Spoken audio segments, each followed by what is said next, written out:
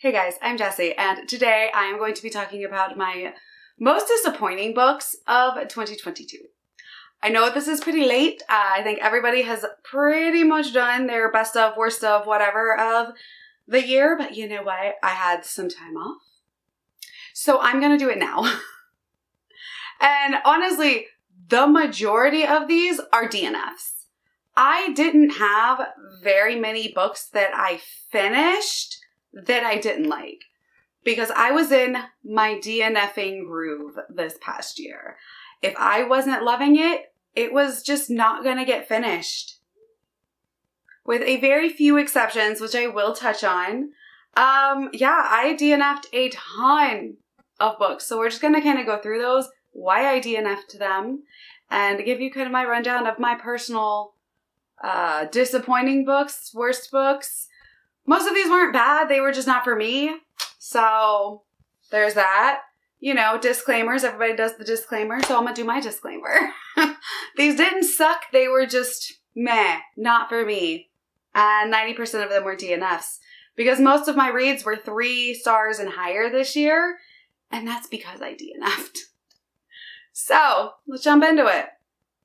We'll start with the books that I did finish that are disappointing, which I don't own any of anymore. And the first one is the Atlas 6. I read this because it was so hyped. I like dark academia, adult dark academia. It sounded fantastic. I wish this would have been a DNF. I did not love this.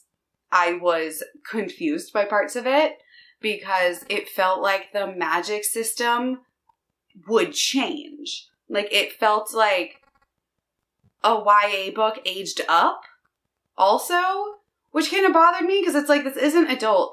These are like 30-year-old adults, some of them, acting like teenagers. And it was just grating on me. Like, it had such potential. Like, the actual premise of it is really cool. Like, the whole, like, Library of Alexandria thing. I swear I can't say oh my God. I cannot say Library of Alexandria anymore without automatically saying the Library of Alexandria. So I blame you, Alan. Like, it just, my brain, that's how my brain works. It is not Alan's library. It is Alexandria's library in the Atlas 6. It might have been better if it was revolving around Alan's library, let's be honest. But yeah, it just wasn't good. And I know so many people loved it and I wanted to love it. I didn't. So that was one that I finished that I wish would have been a DNF. But like, top of my head, I can't think of any others that were like so bad I wish I would have DNF'd them. Like, that was just kind of my most like worst book of the year. Atlas 6. There was one that I finished that really let me down, and that is When Night Breaks. I do own this book still because I have the Owl Crate edition, and I'm going to keep it because I loved the first book, and they're pretty. But it's the sequel to Where Dreams Descend, which, honestly, loved it.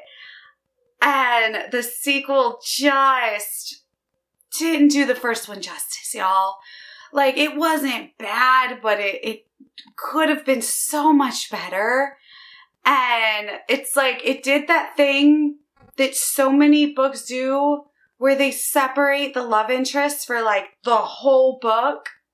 And it felt like it had second book syndrome, even though it's a duology, and it was like the end of the series. So like, it was just, the first book was so great. It was magical and like Greatest Showman meets Phantom of the Opera.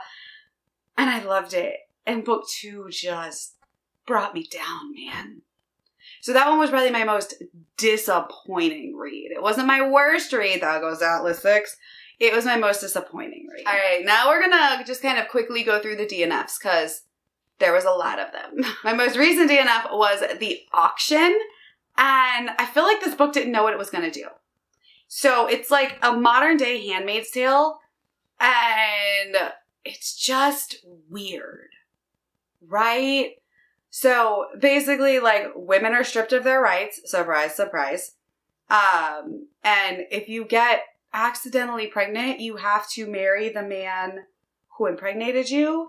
And, like, if you don't follow all the government rules, you're put into, like, pregnancy prison, which is really weird. And then basically they're all about, like, the nuclear family and going back to, like, the 50s. But just in a weird way, right? Like, women couldn't have jobs once they were pregnant and for, like, 18 years after the kid was born. And there was only certain jobs women were allowed to have in general. And it was wild. But the thing is they put this, like, big focus on, like, the nuclear family. But after you have the baby, all the babies go to this auction. Like, you'll know a baby is yours. You don't even see the baby. They all go to this auction. And it's like the rich people can bid on, like, the good, healthy babies. And, like, the poor people had to bid on, like, the babies with, like, disabilities and stuff like that. And it's like everybody, like, came with a baby, left with a baby, but not your baby. So it was very weird. And I feel like it didn't know what its central message was going to be. Like, it was weird because it's like, at times it was like, yay capitalism, because all the world's problems stemmed from giving people free housing and free healthcare. And that's why the government went broke. And that's why they forced women to have babies. It was weird. But then it didn't know if it wanted to be, like, liberal women and feminists, like, rah. But then it also felt like the men did all the heavy lifting, and, like, it was very strange. Like, I DNF'd this one. I got almost done. I think I was 60% done with this one. And I just, yeah. I also DNF'd In Every Generation. This is a modern Buffy the Vampire Slayer continuation. I thought I was going to absolutely love it because I am a huge Buffy the Vampire Slayer fan. And I just couldn't get into it. Like, I liked the aspects of when we had our original Scooby Gang in there. And the premise is actually following Willow's daughter, which is really cool. And she's like, you know, she's witch, Willow, but also she's like half Slayer. And we don't really know the, like, her father or, like, how she was born. And then you kind of find it out and you're like, that's a little icky. And then it's just weird. Like, I like the bits with, like, Spike and Oz. And then, like, the premise is, like, Buffy dies. And allegedly, I don't know. I don't think she's actually dead. Maybe. But, like, there's, like, this big Slayer convention. And, Faith's sister. And there's a werewolf boy that's, like, Oz's nephew. And yeah. Like, it sounds like it should have been good. And I was just bored. So, I DNF'd that one. I also DNF'd Witches Steeped in Gold. I was just bored. I didn't know what was going on and I was bored. I didn't make it very far, so there's not much to say about that one. Just didn't like it. Dark Shores? Not much to say. It's like a pirate YA fantasy and I don't remember much about it. I was bored once again. It's like nothing was happening that I cared about. I also DNF'd Lagoon, which this one made me sad, by Nnedi Okorafor, because I like a lot of Nnedi Okorafor's work. I just couldn't get into this. This is one that I believe I do still have my physical copy of. I might try picking this one back up again. It was weird. It was like Alien First Contact, but like sea creatures. It was very strange. Beware the Night. This is another, like, one off of my exploding TBR that I did last year. And again, it was just, like, very predictable, I could see where it was going. I hate to say, like, typical YA, but in a boring way. I love YA books. I read a ton of YA books. I didn't like this one. It's like, they're on this island, and, of course, you have your upper class and your lower class. And, like, one side of the island is always dark. One side is, like, the light side. And, like, the dark side, like, they live in caves. and there's raids like every so often, and like the people from like the dark side of the island come and like raid and rampage the light side of the island, and like the rich people are like locked up in their homes all nice and safe, and like the poor people are just kind of like left to fend for themselves in like raggedy shacks and like hope they survive. And if not enough people are killed, they have to like make a sacrifice of one of the poor people, basically. It's very strange, and you could tell there was a budding love triangle, and I just wasn't into it. I also DNF'd Kiss of Deception, which this one made me sad because it was like a really beloved YA series. I just couldn't really get into it. And I can see why the premise was really cool, where there's the one assassin and one prince, and one is trying to find her and one is trying to kill her after she like runs away from her like arranged marriage. And you didn't know who was who during their like POV chapters. And that was really cool. I just did not care. So I also DNF'd Reckoning of Fallen Gods, which is the sequel to Child of a Mad God. And I loved Child of a Mad God. Something with Reckoning of Fallen Gods, it's like it changed. I don't know. It's like we weren't following the character I wanted to follow. It was very weird. It's like all character development went out the window. And it was just not a good follow-up. So we DNF'd that one. I also DNF'd We Hunt the Flame by Hafsa Faizal. This one again made me sad because I really love this kind of fantasy, but I just, again, found myself bored. It's like I read the first, I think, 100 pages and it felt like nothing happened. You could tell there was going to be an enemies to lovers type romance, will they, won't they kind of thing, and I don't know. I just couldn't get into it, so that one had to go. The Merciful Crow, which is funny because there's a book by this same author on my best of list for the year. But another book of theirs ended up on my DNFs, and that is The Merciful Crow, because I was, again, bored. That is like the common theme, is if I just couldn't get into it, if I was bored, if I found myself not wanting to pick it up and like looking around at all my other books and being like, what can I read next? What else can I pick up? I was just going to DNF and be done. This had, again, a cool premise where, like, the crows are, you're basically your plague doctors, but they're also, like, really looked down upon in society, even though they are the only, like, group of people that the plague doesn't affect, and there's this, like, death plague that, like, goes around killing everybody. So, like, it didn't make sense to me that, like, the only people that can treat you and help you get better are the ones that are, like, the societal rejects. Like, you would think you would treat those people better, because they can, like, do stuff to help the plague. I don't know. It was very weird.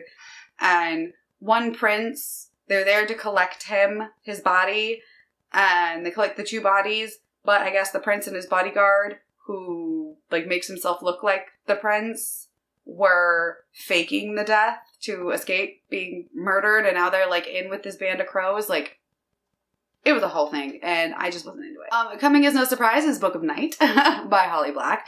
I feel like most people either DNF'd or hated this. Yeah, it wasn't good. I was bored. And our character, Charlie, she was kind of annoying. I did flip to the back, and I did read the final, like, chapter, and I'm glad I DNF'd it, because, what? If you finished it, let me know, because man, I couldn't imagine finishing the book and coming to that ending. It was just weird. Like, the concept was really cool with shadow magic, but I think Holly Black's not for me. I also DNF'd There Will Come a Darkness, which was from one of my exploding TBRs. I didn't hate this one. I wasn't super bored. I was interested enough in this, like, prophecy that connects these, like, 5 or 6 characters. There was just nothing that I cared about other than that. And again, there was no, like, real reason I DNF'd this one, honestly. I just wasn't into it. Spellbook of the Lost and Found. I don't even remember much about this one. I tried. I read like 50 pages and I was like, meh. it's like this group of girls and it's very high school and wasn't for me. And I darken. Again, awesome concept. I could not stand our main character, which I know she's supposed to be an unlikable main character because it's like the gender swapped retelling of Vlad the Impaler, and it's like our female Vlad the Impaler. I loved her brother though. I did love her brother. And I loved like this like prince that they met and befriended. But other than that, I was like, I just don't care. And her motivations were annoying. It was just like, she wants power, but like it's like she had everything she really needed. Like it was just Only a Monster. I DNF'd that one. This was one of my Illumicrate books, and I again was very bored. I think this one teeters on a very young YA, so I'm actually like, this is the one that I've like given away to like my younger nieces, and I think that they will appreciate it more than me. But we're following this girl who, she doesn't know that she's part monster, but like monsters aren't technically like we think of as monsters, like Scooby-Doo monsters. They look like people, but they can do weird things. So it's basically like magic users, but they're called monsters. And then there's monster hunters. And I guess this boy that she goes on a date with is from a family of monster hunters, and she just found out she's part monster, and I guess what she can do is if they touch you like right here, they can like steal time from you and go like forward and backward in time. So there's like a time travel element. I didn't really get much farther than that. And then the final book that I DNF'd, I think there might have been more, but like these are the ones that I remember, was Aurora Rising. Oh no, there is another one. I DNF'd Aurora Rising. I also DNF'd Illumine. I almost said Illumicrate. Illumine. So I DNF'd 2 J. Kristoff and Amy Kaufman books. It's just not for me. It was just not. Like, I thought I would love Aurora Rising because I love Skyward, and it's like YA sci-fi with like the group of misfits, and I like the concept. I just couldn't get into it. I think it's J. Kristoff's like cringy dialogue writing. I've DNF'd everything I've tried to read by J. Kristoff. So, not an author for me, not one I will be picking up again. So, there you have it. Those are my worst book, my most disappointing book, and all of my DNFs of 2022.